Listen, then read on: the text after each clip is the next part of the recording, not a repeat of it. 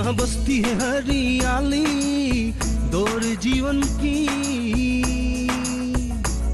जहाँ लहराती है फसलें सुनहरे प्यार की। वो स्वर्ग से सुंदर धरती मेरे गांव की, वो स्वर्ग से सुंदर धरती मेरे गांव की।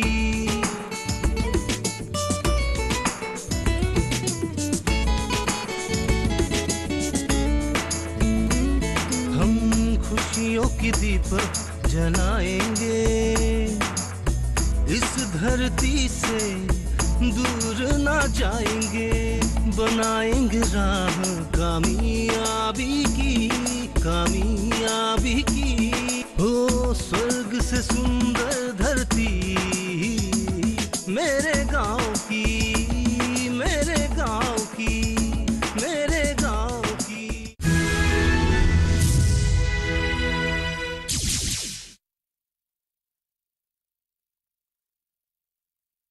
तेरी तो किस्मत खुल गई।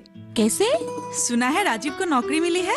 हाँ, मैंने भी सुना है, लेकिन अब तक वो मुझे मिलने के लिए भी नहीं आया। क्या बात कर रही हो? इतनी बड़ी खुशी की बात है, अपनी महबूबा को अब तक नहीं बताया? मिलने तो जरूर आएगा कुछ ना कुछ गिफ्ट लेकर। पहले सारे गांव वालों को खबर दे, इसके बाद फुर्सत मिले तब ना।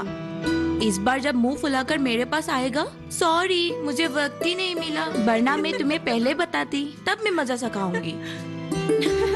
अच्छा ये सब छोड़ो, ये बता कि शादी कब है? पहले अपने पैरों पर खड़ा तो होने दे। वैसे तेरी कब है? मैं तो उस किसान से कुछ बोल ही नहीं पाती, कुछ कहती हूँ तो बोलता है अगर तुम्हें शादी करने की इतनी जल्दी बड़ी है तो किसी सरकारी गुलाम से कर लो। अब बता। अच्छा, तुमने क्या कहा? मैं क्या कहूँगी, मुझे पता है कि दिगंत अच्छा लड़का है और अगर वो दिल से कुछ करने के लिए ठान लेता है तो वो करके ही छोड़ता है। हाँ, आजकल तो हमारे गांव में हर किसी के मुंह पे सिर्फ दिगंत जी की ही चर्चा है। अच्छा, क्या कहते हैं? और तो और आजकल हमारे पिताजी भैया को बातों बातों पे दिगंत जी की ही मिसालें देते हैं। आजकल का शिक्षित युवा दिगंत जैसा हो, इसीलिए भैया को गुस्सा आ जाता है। लेकिन दिगंत को मैं शादी के बारे में कुछ नहीं कह सकती। वो कहता है जब उसे महसूस होगा कि वो शादी के लायक बन चुका है तब खुद ही कर लेगा। अब तो दिगंत जी लायक भी हो गया है, इनकम भी बहुत है, वो अपने साथ कई सारे लोगों को रोजगार दे रहा है। लेकिन तेरा वाला तो शहरी बाबू बन गया है ना, और तुझे क्या चाहिए? और शादी के बाद तू भी तो शहरी बन जाएगी। हमारा क्या है भाई, हम तो गांव के लोग हैं, गांव में ही रहना पड़ेगा।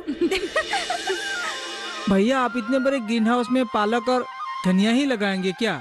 अरे राजा, ग्रीन हाउस हम क्यों बनाते? बेमौसम खेती के लिए।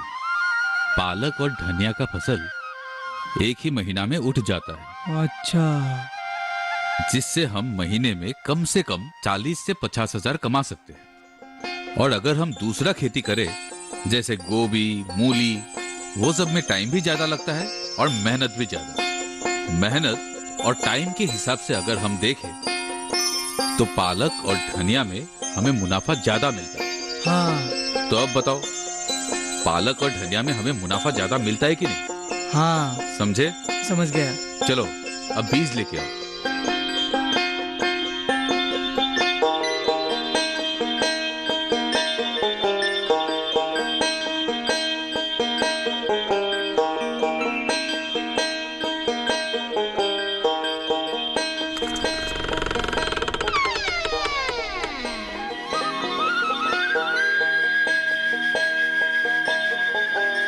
अरे राजा। हाँ भैया, मुर्गी को दाना देने जा रहा हूँ। तेरे ख्याल से और कितने दिनों तक ये मुर्गियां बेचने लायक हो जाएंगे? 15 दिन बाद।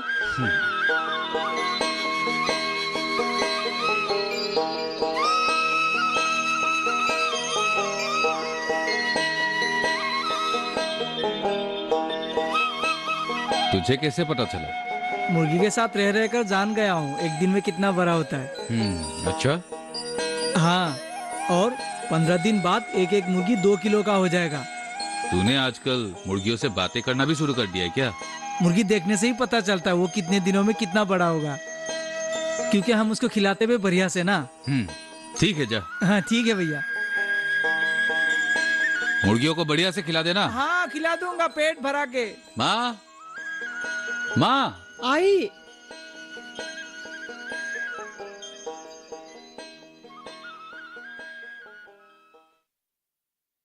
क्या हुआ बेटा? माँ, पिताजी कहाँ गए? शायद निकल गया है। नागरिक समिति के अध्यक्ष बन गए हैं।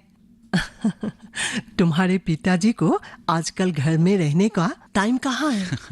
पहले कुछ चाहिए होता तो खुद बाजार से लाते हैं, आजकल राजा को ही भेज देते हैं। चलो अच्छा ही हुआ। वैसे भी पिताजी को ये सब सामाजिक काम में बहुत मजा आता है। माँ, ये लो। कितना कितना है? 30,000। कुछ काम के लिए? नहीं, पिताजी के अकाउंट में रखने के लिए, और जरूरत पड़े तो खर्च भी कर सकते हैं। ठीक है बेटा।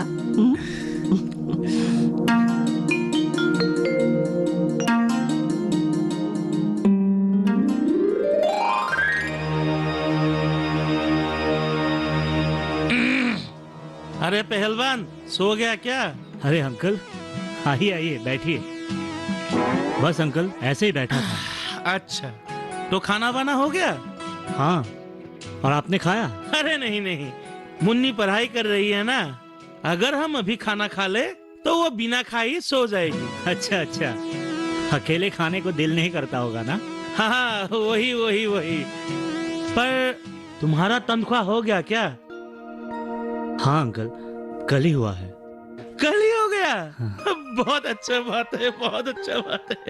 तो एक काम करना, कल सुबह किराया दे देना। आज 10 तारीख है ना? ठीक है अंकल, दे दूंगा। कल सुबह ऑफिस जाते वक्त दे जाऊंगा। अगर मैं कहीं बाहर निकल गया तो आंटी को दे देना, ठीक है? ठीक है अंकल। तो अभी रेस्ट करो, थक गए होंगे। हाँ अंकल। तो कल सुबह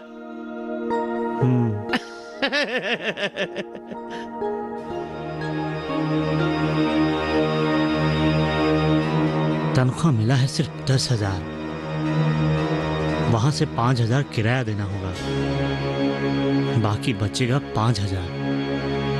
उसमें से महीना भर कैसे चलूं? ये आसान बात नहीं है। गांव वाले शायद सोचते होंगे कि मैं नौकरी कर रहा हूं, बड़ी आराम से चल रहा हूं। ये सिर्फ मुझे ही पता है मैं कितनी आराम से हूं।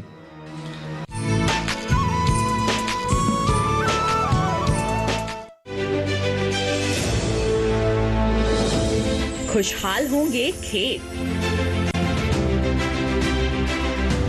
पशु भी रहेंगे स्वस्थ, सरकारी स्कीम का होगा लाभ, जब एक्सपर्ट्स का मिलेगा साथ, किसानों के सवाल, विशेषज्ञों के जवाब, अब सिर्फ एक फोन कॉल पर। देखिए अपना खास प्रोग्राम। हमारे टोल फ्री नंबर हैं 1800-113060, 1800-113061। हेलो किसान, सोमवार से शुक्रवार शाम 6 बजे सिर्फ दूरदर्शन किसान पर।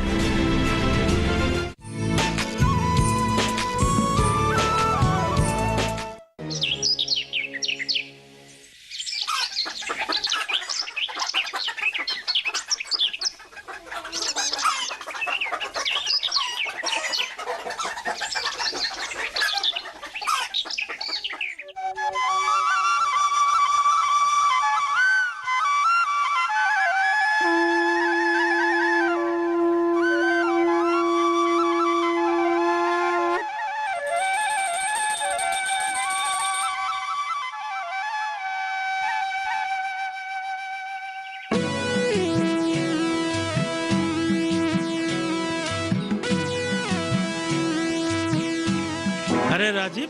हाँ अंकल। कल सारी रात तुम्हारा रूम का लाइट जला हुआ था। हाँ अंकल, ऐसे ही लेटा था, कब नींद आ गई पता ही नहीं चला। इसीलिए सावधानी बरतना चाहिए। तुमसे तो मैं बिजली का एक्स्ट्रा चार्ज भी नहीं लेता और सिंगल रूम में मीटर भी नहीं लगा सकता। सॉरी अंकल, आगे से ऐसा नहीं होगा। अच्छा ठीक है, आगे थोड़ा ख्याल रखना।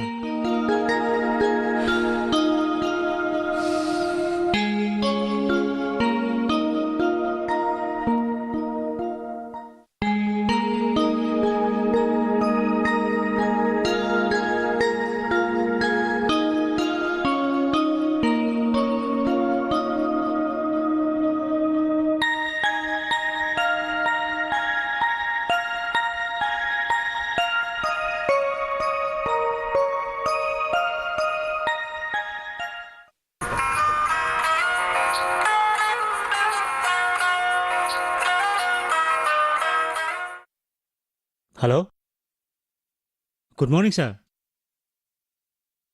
हाँ सर, मैं तैयार हूँ, थोड़ी देर में निकलने ही वाला था सर ऑफिस के लिए। हाँ सर, मैं आधा घंटे में पहुंच जाऊंगा। ठीक है सर, मैं ऑफिस अटेंड करने के बाद फील्ड में चला जाऊंगा। Yes sir, yes sir, okay sir.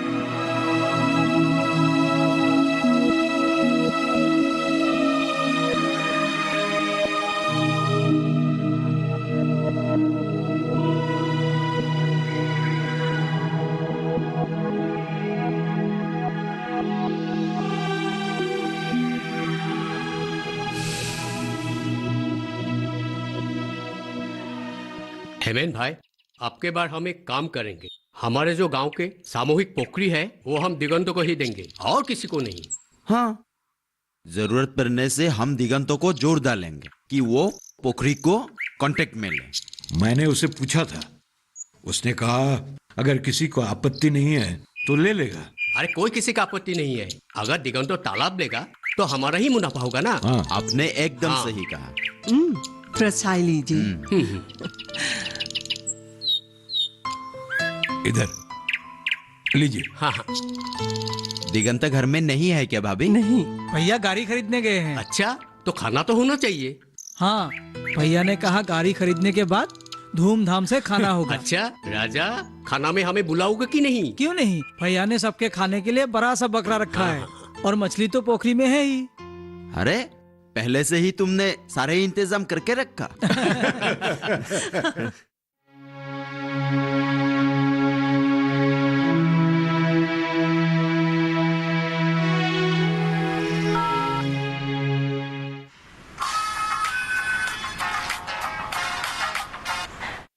Hello जूही, राजीव, कैसे हो? ठीक ही हूँ, तुम बताओ। आजकल तुम फोन क्यों नहीं करते? किसी दूसरे लड़की के चक्कर में तो नहीं आए हो ना? जूही, कैसी बातें कर रही हो? क्यों ना करो, सोचा था कि तुम्हें जब नौकरी मिलेंगे तो हम दोनों एक साथ घूमेंगे फिरेंगे, लेकिन तुम तो आजकल मुझसे दूर दूर रहते हो। आखिर तुम्हें हो क्या गया है? जूही, वही तो बताने के लिए फोन कर रहा हूँ, लेकिन तुमने तो बातों को कहीं और मोड़ दे दी। ओह सॉरी, अब बताओ। जूही, ये जो नौकरी है ना, इसमें मेरा बिल्कुल ही मन नहीं लग रहा है। मेहनत बहुत ज्यादा है। मेहनत से नहीं डरता हूँ, लेकिन अगर मेहनत के हिसाब से तनख्वाह भी उतना ही मिले तब कोई आपत्ति नहीं थी। मतलब सैलरी बहुत कम है? पूछो मत, जितना तनख्वाह मिलता है उससे किराया भरने के बाद महीने का गुजारा करना मुश्किल होता है। तो फिर तुम वहाँ क्या कर रहे हो? घर आ जाओ, दूसरा काम करो। वही तो, क्या करूं क्या ना करूं समझ नहीं पा रहा हूँ। अभी भी वक्त है राजीव, अगर मन में कुछ करने की चाहत हो तो जरूर कर पाओगे। और एक बात, तुम दिगंत जी से इस बारे में क्यों बात नहीं करते? अभी नहीं, मैं तुम्हें बाद में बताऊंगा मैं क्या करूंगा। ठीक है, जो भी करना सोच समझ के करना। ठीक है, बाय बाय।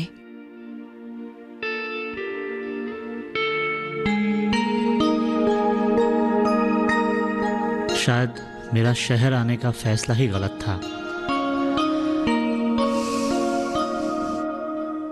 अभी मैं आप लोगों से अनुरोध करता हूँ, तो बिहू कमेटी का जो संपादक का पद है, उस पद के लिए आप लोगों के बीच में से एक का नाम प्रस्ताव रखिए।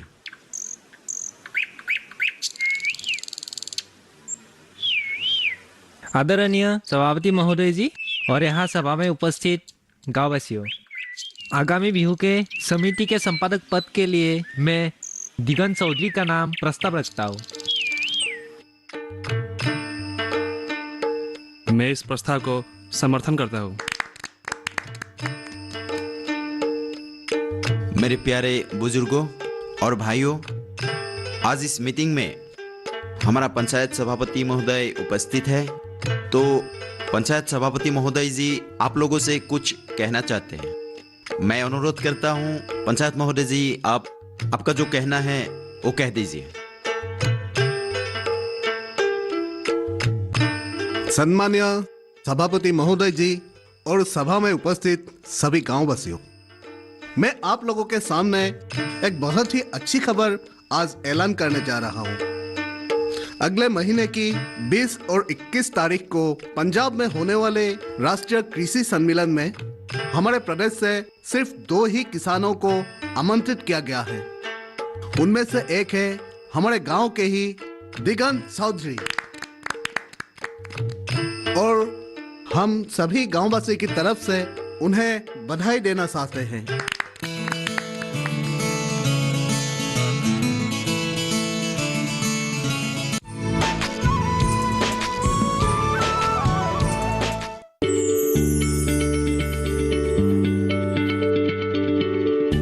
क्या आप किसी बीमारी से परेशान हैं? चाहते हैं डॉक्टर की सलाह? तो हम हैं आपके साथ, बताएंगे आपको जीने की राह। समस्याएं आपकी, समाधान देश के मशहूर विशेषज्ञों के। घर बैठे बात करें देश के जाने माने डॉक्टरों से। हमारे लाइव प्रोग्राम स्वस्थ किसान में हर शनिवार शाम 6 बजे से 7 बजे तक।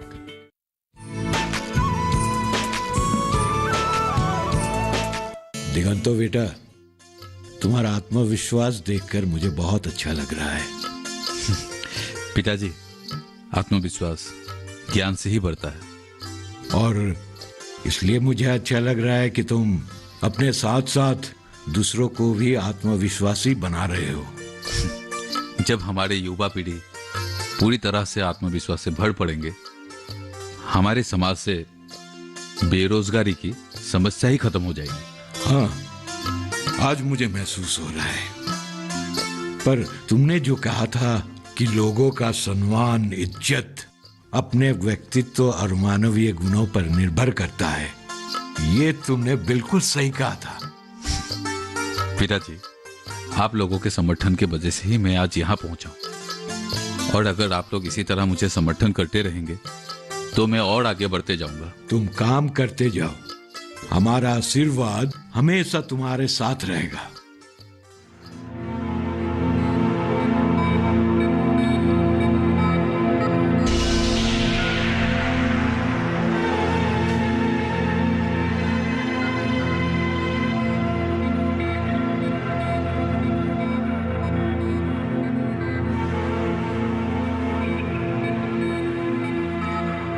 पॉकेट में बचे हैं सिर्फ 200 रुपए। तनख्वाह मिलने में अभी भी 8 दिन बाकी है। 200 रुपए से 8 दिन कैसे चलूंगा? दिन रात मेहनत करके अगर किराए के पैसों के लिए भी टेंशन लेना पड़े तो शहर में रहने का क्या फायदा? जी, मैंने बहुत बड़ी गलती कर डाली।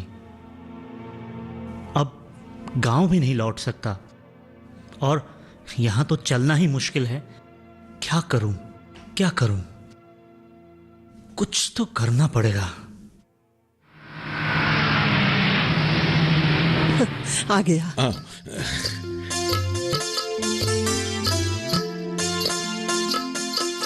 दिगंत, बैंक वालों ने क्या कहा? लोन देगा क्या? हाँ, देगा, क्यों नहीं देगा। हमारे ट्रांजैक्शन जो इतने अच्छे हैं, वैसे कुछ पेपर्स रेडी करने पड़ेंगे, और बैंक वाले तो वैसे लोन देते ही रहते हैं। दिगंत, अरे आंटी, अंकल, नमस्ते। आप लोग सीधे घर से ही आए हैं ना? हाँ हाँ, घर से ही आई हूँ। तुमने राजीव को फोन किया कि नहीं? राजीव को तो मैंने कई दिनों से फोन नहीं किया है। क्यों, कुछ हुआ तो नहीं? नहीं नहीं, कुछ नहीं हुआ। 2-3 दिनों से वो फोन नहीं कर रहा है और हमारा फोन भी नहीं लग रहा है। तब तो वो जरूर कोई पहाड़ी इलाके में गया होगा। किसी पहाड़ी इलाके में नेटवर्क बहुत खराब रहता है, शायद इसलिए आप लोग फोन नहीं कर पा रहे हैं। हाँ, वैसा भी हो सकता है। मैं उसे ज्यादा फोन इसलिए नहीं करता क्योंकि वो बिजी रहता है। देर रात को फोन करना ठीक नहीं लगता है। थका हुआ आता है, जल्दी सो जाता है। कंपनी नौकरी करने के लिए मैंने मना किया था, पर मेरी बात सुनी कहाँ? देखिए भाई साहब, जिसकी रोजी जहाँ है, किस्मत उसे वही खींच ले जाता है। ठीक है, आप लोग आइए, अंदर आइए। ठीक है, आप लोग बैठिए। चलिए। आइए।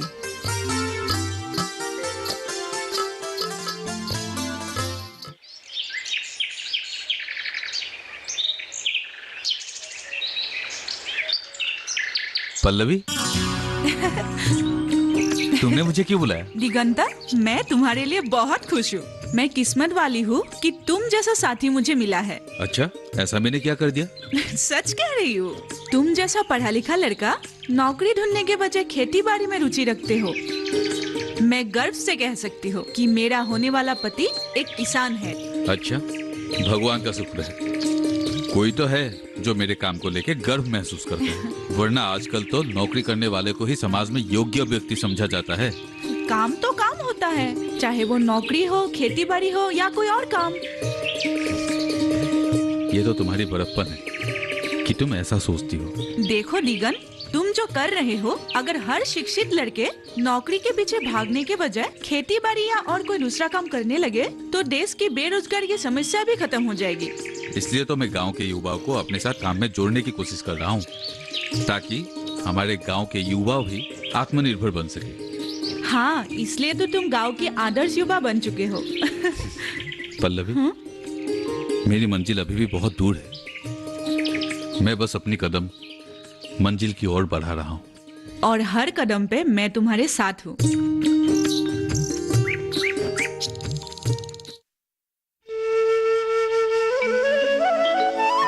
जी हाँ, आपको भी चाहिए था? हाँ हाँ बरकत भाई, क्यों नहीं। मैं आज ही अपने लोगों को कहकर आपका सामान रेडी रखूंगा। जी, आपको क्या क्या चाहिए था? फूल गोभी, पालक, पत्ता गोभी? जी जी, जरूर मिल जाएगा। आप बिल्कुल फिक्र मत कीजिए, कल सुबह ही आपके पास सामान पहुंच जाएगा। ठीक है बरकत भाई। अरे राजीव, कहां से आया यार? मैं कितने दिनों से फोन कर रहा हूं तुझे, लगता ही नहीं।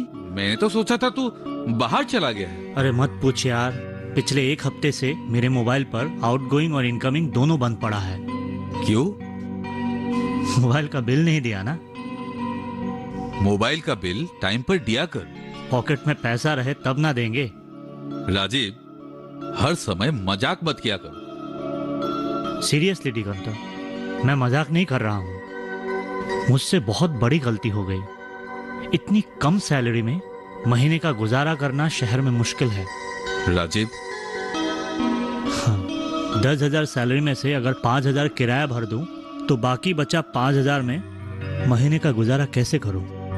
तू ही बता। तो वहां क्या कर रहा है? घर आजा। इसीलिए तो तेरे पास आया हूँ, बातचीत करने।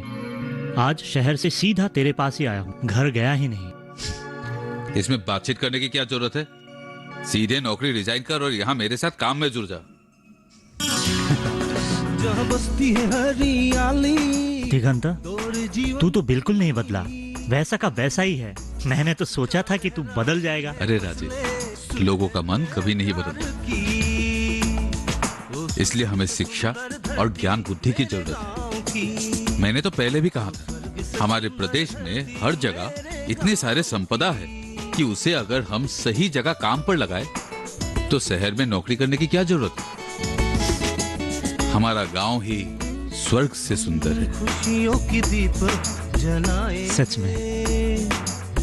इस धरती से दूर ना जाएंगे, बनाएंगे राह कामयाबी की, कामयाबी की। ओ स्वर्ग से सुंदर धरती